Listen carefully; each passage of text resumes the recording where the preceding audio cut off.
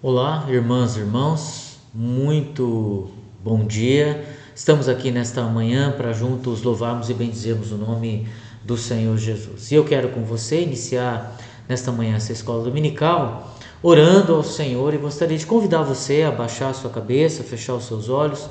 Vamos juntos orar ao Senhor.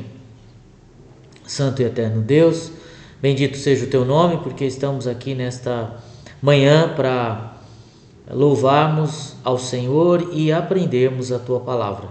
Queremos neste instante, Senhor, pedir ao teu Espírito Santo que trabalhe no nosso coração, que fale conosco em o nome do Senhor Jesus. Clamamos pelo teu Espírito para que esta palavra fique gravada em nossos corações. Oramos assim em nome de Jesus. Amém.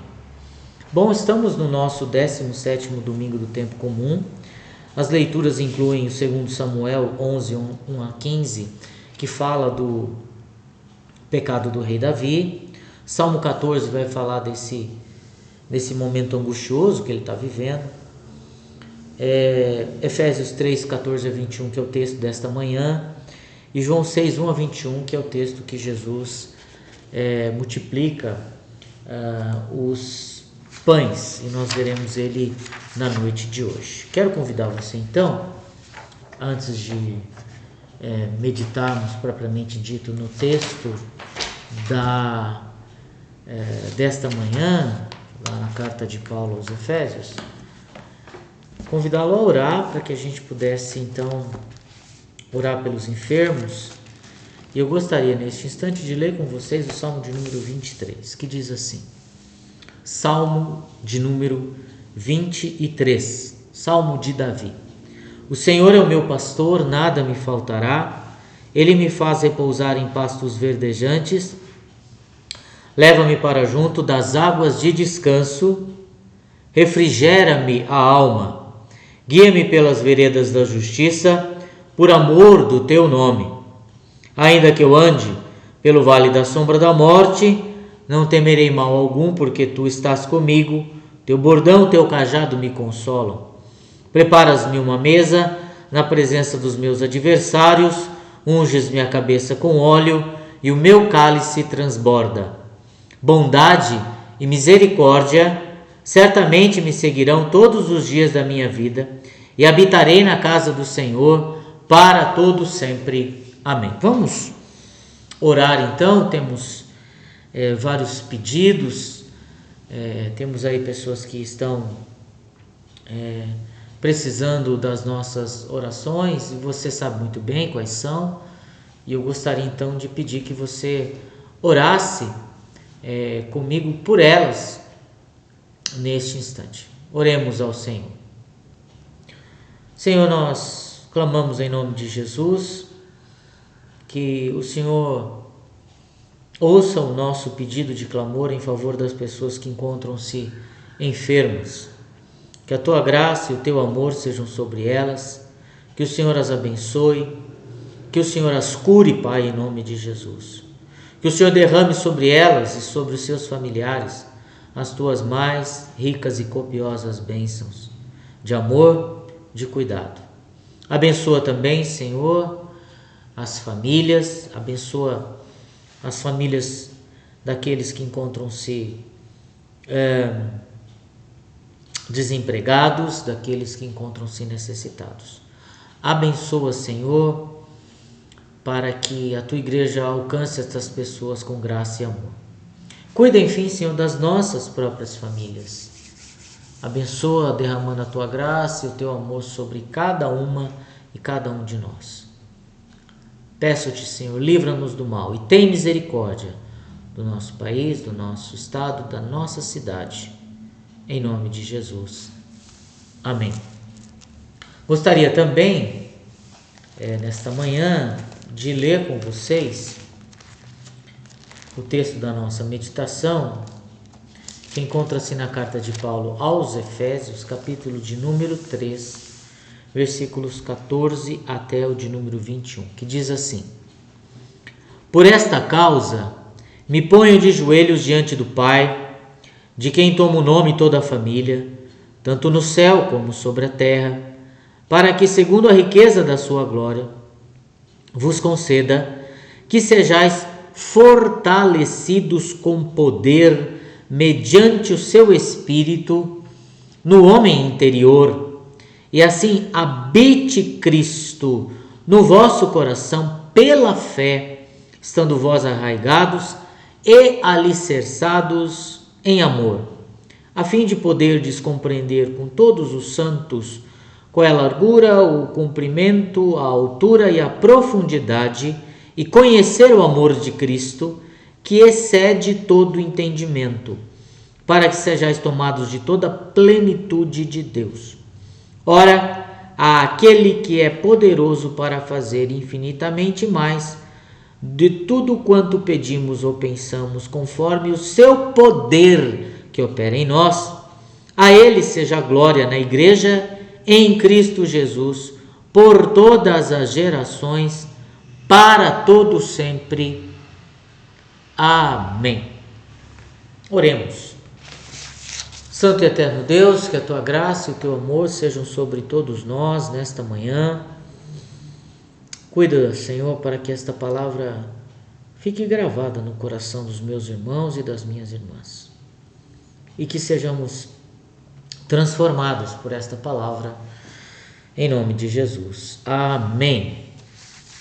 Bom, faço uso de um texto aqui de um pastor conhecido, amigo, que eu tenho um apreço muito grande, chamado Gerson Correia de Lacerda, e usar isso aqui para falar algumas questões aqui do texto que nos mostram, então, esta questão significativa para a igreja nos dias de hoje. Bom, o texto em si é uma carta que foi escrito pelo apóstolo Paulo à igreja de Éfeso. E ela foi escrita para os cristãos, a fim de que estas pessoas pudessem se fortalecer na sua fé, na sua esperança, enfim, caminhar segundo aquilo que é a vontade de Deus. E o apóstolo Paulo expressa aqui algumas questões muito significativas a respeito de oração, né? Eu dobro os joelhos diante do Pai. Ele ora para que a igreja seja fortalecida, lá no versículo 26, para pedir que vós sejais fortalecidos em poder pelo Espírito no homem interior, e para pedir que Cristo habite no vosso coração, para que haja condição de compreender, conhecer o amor de Cristo e aí ser plenificado em todo conhecimento de Deus. Bom, e por que isso é interessante aqui, essa construção que o apóstolo Paulo faz? Porque vamos entender aqui, irmãos e irmãs, a oração de Paulo. Por que Paulo ora? Não é? Ele ora então para que acima de tudo as pessoas possam compreender aí essa dinâmica do relacionamento com Deus. Está aqui, né, a expressão aqui utilizada pelo apóstolo Paulo: por esta causa me ponho de joelhos diante do Pai, de quem toma o nome toda a família, tanto no céu como na terra.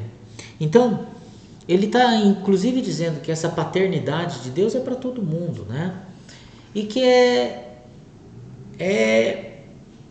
isso, né? No sentido de que qual é essa oração então? Para que as pessoas sejam fortalecidas no Espírito Santo, pelo Espírito Santo, fortalecidas espiritualmente.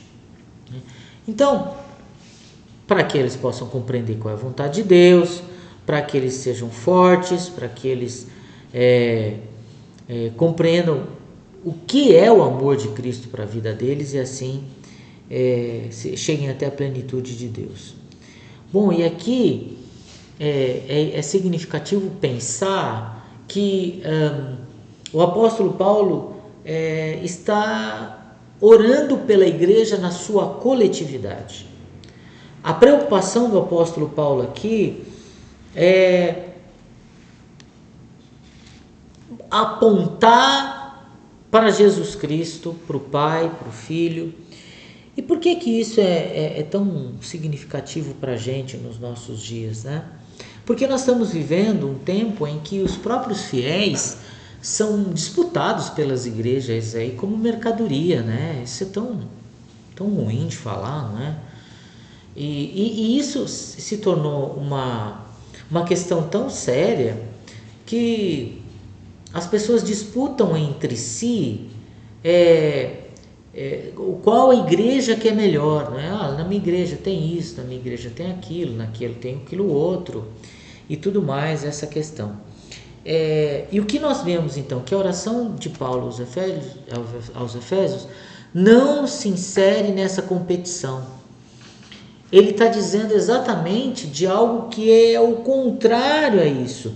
É em favor de todo o povo de Deus, para que nós possamos continuar aprendendo aquilo que é essencial na proclamação do Evangelho. O que é essencial no coração do Evangelho? A fim de poderes, versículos 18 e 19, a fim de poderes compreender com todos os santos qual é a largura, o comprimento, a altura e a profundidade, e conhecer o amor de Cristo, que excede todo entendimento, para que sejais tomados de toda a plenitude de Deus.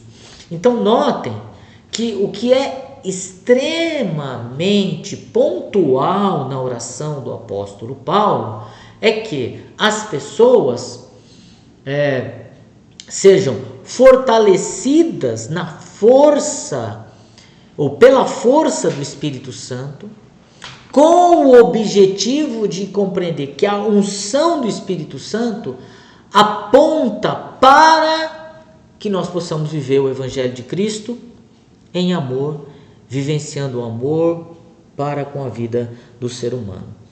E é uma atitude que nos faz então superar essa questão de uma divisão de igrejas, de uma potencialidade de que a igreja tem que ser uma melhor do que a outra. A igreja tem como função ser agência do reino de Deus, aonde possamos aprender a palavra, aonde a palavra nos leve a um encontro com o Senhor Jesus, ao encontro com o seu Evangelho, ao encontro com aquilo que é essencial para a nossa vida, que é viver semelhante a Jesus Cristo. Se a gente não consegue fazer isso, se a gente não consegue viver isso, se a gente não tem essa maneira de viver, o que vai acontecer? Nós vamos continuar arraigados a uma mentalidade presa ao pecado, de competição, de meritocracia, como que se a igreja e o evangelho que eu aprendo são diferentes daquilo que muitas igrejas aprendem por aí e tal, sendo que o evangelho verdadeiro está aqui na palavra. Então o que a gente precisa aprender? A palavra. O que a gente precisa aprender? A oração. O que a gente precisa aprender? Como interpretar essa palavra? O que a gente precisa aprender? Como a gente vai vivenciar essa palavra no nosso dia a dia, no nosso coração? Desperta aqui a nossa atenção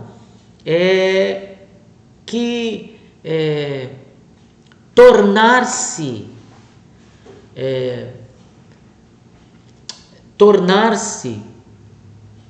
uma pessoa com um rótulo não quer dizer necessariamente que aquela pessoa seja realmente aquilo que aquele rótulo representa. Então, por exemplo, rotular pessoas de evangélicas. Bom, o que isso quer dizer? Não é? O que isso quer dizer? Se evangélico, né? Como que se evangélico fosse a garantia de que o sujeito é alguém completamente diferente. O que faz uma pessoa ser completamente diferente é o seu testemunho. Seu testemunho de fé, seu testemunho de vida, seu testemunho como ser humano aqui na face da terra. Ter o nome de evangélico não garante nada, né? E eu queria dizer para vocês que isso é o que Jesus espera de nós. Então, quando Paulo ora aqui, ele vai dizer, a fim de conhecer, para que sejais, tem uma finalidade, irmãos, para que sejais tomados de toda a plenitude de Deus. Ou seja, o apóstolo Paulo ora para que nesta força do Espírito Santo, né, nessa ação do Espírito Santo na nossa vida, Cristo seja fortalecido espiritualmente em nós, que esta plenitude de Deus através do amor, nós sejamos então completamente preenchidos por este amor para com a vida das outras pessoas. Então, irmãos, esta oração ela é fundamental para os nossos dias. Por quê? Porque ela nos aponta um caminho. O caminho qual é? O caminho do Senhor Jesus. Quem nos capacita a andar é o Espírito Santo, que nos fortalece, nos consola, nos conforta e também nos unge, nos capacita para a realização da obra do Senhor. Isso é uma questão. E a outra é aquilo que nós encontramos